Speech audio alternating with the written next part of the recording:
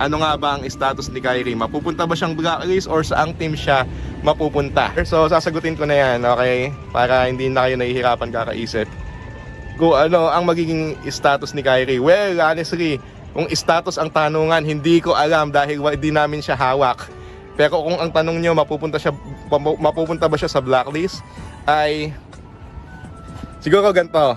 Kung sabihin na natin kailangan siyang i-buyout ni blacklist, so siguro yun yung una nating dapat i-consider kung gusto naming makuha si Kyrie. Kaya bang i-buyout ng blacklist si Kyrie?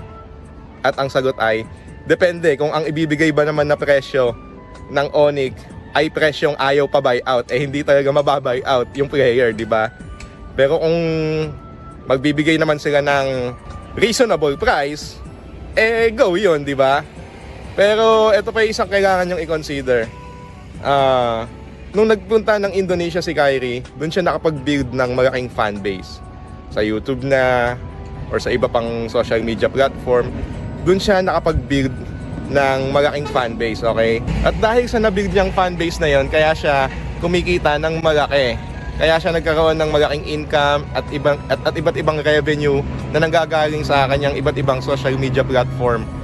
So, kailangan nyo ding i-consider na kung sakaling i-buyout ba namin si Kyrie, papayag ba siya na mawala yung mga ganong perks, di ba? Malaki ang mawawala sa kanya dahil sa na-build niyang fanbase sa Indonesia.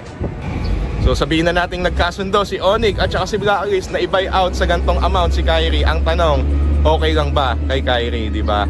Sabihin na natin, oo, madami naman din siyang fans na Pinoy, pero hindi pa yung ganun kasolido na na-build niya sa Indonesia, di ba?